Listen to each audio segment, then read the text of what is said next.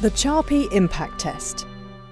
The standardized Charpy impact test has been designed to measure the toughness of materials under impact loading and multi-axial stress state. A pendulum impact testing machine is used to do so. The pendulum on the machine has a heavy weight at the end. This is lifted into the starting position in step 1. Then the tester checks whether the testing machine has been adjusted accurately. In order to do this, he turns the drag indicator downwards and releases the pendulum without a test specimen. The drag indicator stops at position 0. This proves that the pendulum has the correct starting position and that the friction is correctly compensated. The machine is ready for the tests. First test, strain-aged plain carbon steel S235. This is our test specimen. It has been machined to standardized size and shape with the characteristic V-shaped notch. The tester places the specimen on a support in the lower part of the machine and adjusts its position with a centering device.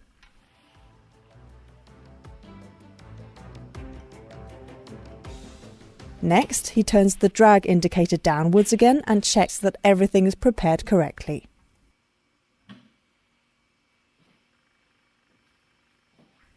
Perfect. The test can begin. The pendulum is released, it swings downwards and hits the specimen with its rounded hammer peen. The specimen absorbs part of the pendulum's energy, so the pendulum doesn't reach the full height on the other side. The amount of energy that has been absorbed by the specimen can now be read off at the position of the drag indicator. It only amounts to 13 joules in this test. Here is the main principle of the measurement. In its starting position, the pendulum only has potential energy. It is given by mass of the hammer m times gravitational acceleration g times starting height capital H. After the pendulum has been released, the hammer moves downwards, hits the specimen and then only swings to height small h. Exactly at the first reversal point, the pendulum again only has potential energy, which is m times g times small h. The energy that has been absorbed by the specimen is called notch impact energy, kV. It corresponds to the difference between the two potential energies. The first specimen only shows very little plastic deformation. A mostly flat, slightly glittering fracture surface has been formed. This is another important indication that this kind of steel is only able to absorb small amounts of notch impact energy.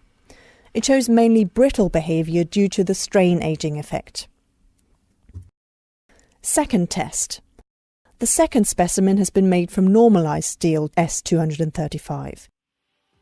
It is also placed on the support and centered.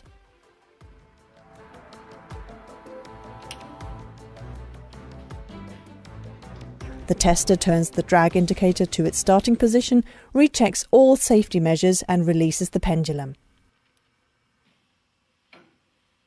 This time the impact sounds much deeper and richer. An impressive energy of 182 joules has been absorbed by the specimen. Here the specimen did not break into two pieces. Instead it was pushed through the counter bearings under heavy plastic deformation. In comparison with the strain-aged steel, the normalized steel absorbs much more notch impact energy and behaves in a very tough manner. The Charpy impact test is not only carried out at room temperature.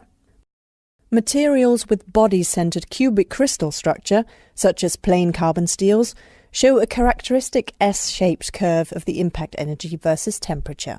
In the so-called upper shelf region, the material absorbs a lot of energy and behaves in a tough manner. At low temperatures, in the lower shelf region, only a small amount of impact energy is absorbed and brittle fractures occur. Metallic materials with a face-centered cubic crystal structure, on the other hand, do not experience a ductile to brittle transition. These materials retain their ductile behavior towards low temperatures and are therefore well suited for low temperature applications.